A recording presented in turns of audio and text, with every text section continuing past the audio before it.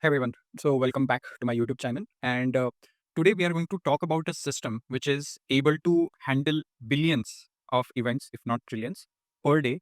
That is to very seamlessly and in real time. So you must guess from this title, we are going to talk about Apache Kafka. And this is not a single video. So this would be a series of couple of videos where go, we will dive deep into, to see what is Kafka and how we can implement it, where we can use it and all this stuff. So Apache Kafka is being more popular in modern day architecture and organizations where the use cases are heavily dependent on data processing and data pipelining, which requires a streaming process. Right? It's not mostly used for batch processing, but mostly for like event-driven processing.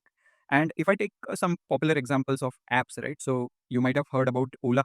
So Ola has different algorithms and use cases to match the orders and allocate the specific driver to specific customer based on a lot of heuristics, right? So for that, whenever user is requesting the ride or processing the payment, all the backend pipelines which are requiring the event-driven processing is handled by Kafka. Another popular example is Flipkart. Whenever we place any order, or whenever from the merchant's end, they update any prices of that particular specific product. So all these events are seamlessly processed by Apache Kafka, and it is very scalable, right? So if we think about the scale of Flipkart, right? So it has millions of users, including all customers, merchants, and all other stakeholders, right? And within those, stakeholders, they have billions of transactions per day. So everything is handled by Apache Kafka, and that's its power. So today we will basically see on high level what is Apache Kafka with its definition, what are its feature, and official documentation. So I hope you guys are as excited as me because this is the first video of 2025, and let's get started. So we will first see what is definition of Apache Kafka, right? So Apache Kafka, as per official definition, it is open source distributed event streaming platform, right? So a lot of heavy words here. We will try to go slow, and we'll see word by word what it does mean, right?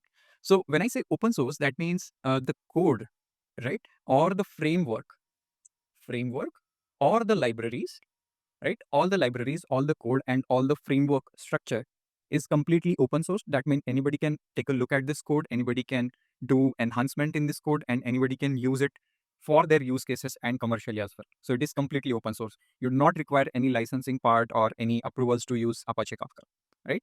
Second thing is distributed. What do we mean by distributed? For example, there is one software, let's say Photoshop, right? To run a software, we need a computer, right? So basically, we need a PC. To run a Photoshop, we need one computer. Now, let's assume the uh, hard disk of that computer is, let's say, 10 GB, right? And RAM is, let's say, 1 GB. But the Photoshop software will not work. Why? Because it requires at least 2 or 4 GB of RAM. Let's consider it requires 4 GB of RAM. So if that software is not working, so what we can do, we can basically increase the RAM, right? So we can, let's say each PC has two RAM slots, right? So let's say 1 and 2. So what we have done is we have discarded this 1 GB and we bought two new the slots or the RAMs, right, of 2 GB. Let's say I've improved 2 GB and 2 GB, right? Let's say now I want to upgrade this Photoshop software to, let's say, a new version, let's say Photoshop 5.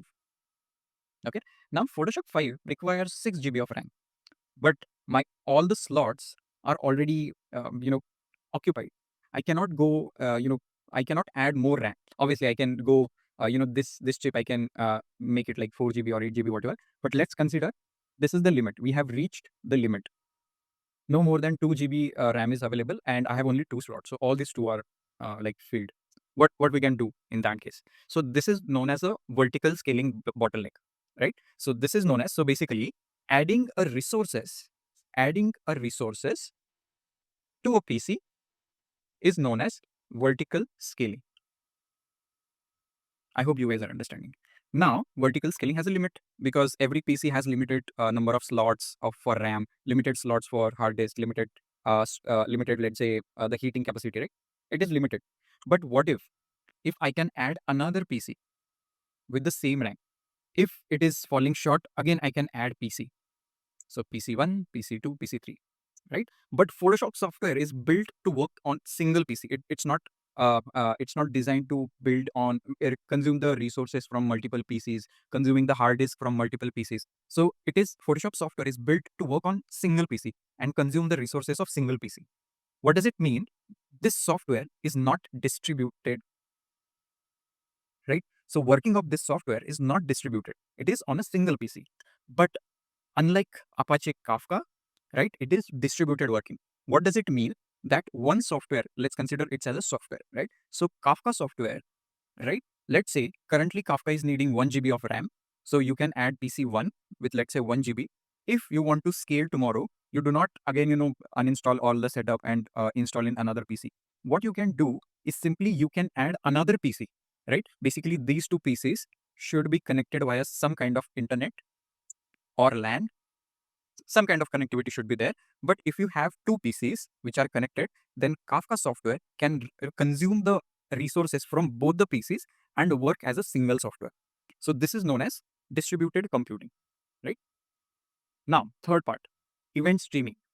So in data engineering, there are broadly two types of data pipeline, two categories of data pipelines. Okay, first is okay. So first is there are two types of data pipelines. First is batch, and second is streaming. Okay, so everybody should know this because this is very basic. If you are still confused about what is batch processing and what is streaming processing, I will add one link here of my previous video, which is hardly 1 or 2 minute video, where I have explained what is the difference between batch and streaming pipeline. So basically, whenever we bulk process any data, so that is known as batch processing. For example, every hour, every 4 hours, or every day, we collect all the data for the complete day, or let's say for 4 hours, and then bulk process at the one time. Again, after 4 hours, we collect all the data and process it one time. So that is basically a batch processing. Now, streaming is basically, it's kind of a real time. So when real time or near real time, again, there are two uh, two variants: near real time or complete real time. So real time means as soon as event happens, the data should get processed, right?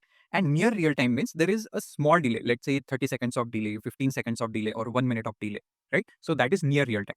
So Kafka is famous for event streaming platform. So whenever we want streaming data processing, so as soon as data is requested, you'll get that data. If we take example of Spotify, or let's say YouTube, right? What happens in Spotify or YouTube? Let's say example of YouTube, right? So whenever, as soon as you click on the button, you the video gets starts getting played, right? So it does not basically wait to until the full video is getting loaded, but it loads the little bit part, which is also known as buffering. So it will load little part and it starts playing. Again, it will load while playing in the background. Again, the buffering will keeps happening, and you'll see a streaming video, right? That's why it is known as a streaming platform. In Spotify, same thing happens for audio. So as soon as you click on the song, it will start getting played, right? So complete song is not downloaded yet, or it's not buffered yet, but the little part, it's immediately starts playing. So this is known as streaming platforms, right? And as I mentioned, so this is used by thousands of companies for high performance data pipeline, streaming analytics, data integration, and mission critical applications. So this is the definition of Apache Kafka. Hope you are good with it. Let's move forward and see what are the features of Apache Kafka, why it is being so popular, right? So I'm focusing on 2 to 3 features here. First is it processes streams of events with joins, aggregations, filter, transformation, and more. So it is not a simple, get the data and put it somewhere else. It's not that. So we can process the data as well as soon as we receives it. And when I say process the data, that means we can join it with another data set. We can do aggregations. We can apply filters, right? We can do other transformations and many more things, right? And using this event time. This is the Apache Kafka is exactly one processing. That means whatever data you get, exactly one time it will get processed and stored, right? So it's still confusing. What do you mean by exactly processing? So first meaning of this statement can be no messages can be lost, right? So every message can be will be processed. So it will never happen with Kafka like you have sent some data or some message and it got lost. It will not happen. The another meaning of this statement can be if you send one message, exactly one message will get delivered. So it will not happen that if you send one message and the receiver will receive like 2 3 duplicate messages in their apps, right? It will not happen that. So this is known as exactly one processing. And the two other two scenarios which I mentioned, right? So that I have written as well here. So if you see this, at least one processing, there are three methods, right? At least one processing, exactly one processing, and at most one processing. So basically, this is all about guarantees. So what guarantees are you that particular framework is providing? So at least once means the guarantee is data is processed either one time or more than one times. So at least once. So it can be at least once, but it can be more number of times as well, right? What are the risk? Risk is basically duplicates can happen. Now, when we talk about exactly once, the guarantee is data is processed exactly one time. So if you send one data, it will get processed exactly one time, right? Risk, higher complexity and latency, because they have Kafka has to, internally see, there are a lot of concepts, right? They have to maintain the offset and which data is sent, which data is processed, what to store, what to delete. So all those things Kafka has to do internally, and that's why little bit latency is introduced, right? And at most once, the third type, at most once means they are providing guarantee that data is processed at most once. So it might get lost, right? But if it is received, we will make sure that it will receive only one time, so you won't get any duplicate, right? But again, what is the risk here? As we are not saying it is not getting processed more than one time. So obviously risk of duplicate is not here, but we can say it can be zero as well. So it might happen that you send the data, but it is not received. So at most one time submit, the risk is possible data loss, right? So if you observe 1 and 3, we have some risk at least once, the risk of duplicates, at most once we have risk of data loss. But exactly once is what we require, and that's why it is more famous, right? But what is the risk? It introduces some latency, but we are okay with it. Okay. So this is the second point, the features. Now quickly let's go through the other points, right? Integrates with hundreds of event sources, event sinks, including Postgres, JMS, Elasticsearch, S3 and more. So Kafka has a lot of connectors already built in so that you can easily connect Kafka with, let's say, S3, databases like MySQL, Postgres. So connectors are already ready, right? So basically, because of this, it will provide seamless connectivity. Okay, that's the second part. Third is read, write, and process stream in multiple languages. So when I say multiple languages, we can write the or use the Kafka using Scala. We can do it with Java. We can do it with Python as well. So it has multiple language support. So whatever programming language you are comfortable with, you can connect to Kafka. All the libraries are available. All the connectors are available. So that's why it has higher adoption, right? And as I mentioned, guaranteed ordering, right? So if you send message 1, message 2, message 3, hi, hello, how are you? So in the same order, it will get consumed via all the consumers. So ordering will not shuffle, right? Zero message loss because exactly one processing. That's why zero message loss. And also one of the advantages, no duplicates, right? And efficient exactly once processing. So these are four main features, and it can be asked in interview as well. So what is the Kafka? You can tell the definition with the keywords which we have just seen, and you can tell about these features, one or two features, right? If you're curious about what is the documentation, best documentation, I would prefer this official documentation. This is very good. You can start from very basic, right from what are the core concepts, what are the keywords, everything you can see here, and yeah, you can just read through it. So that's all for today's session. I hope you have enjoyed it, right? And I'll see you in the next session. Thank you.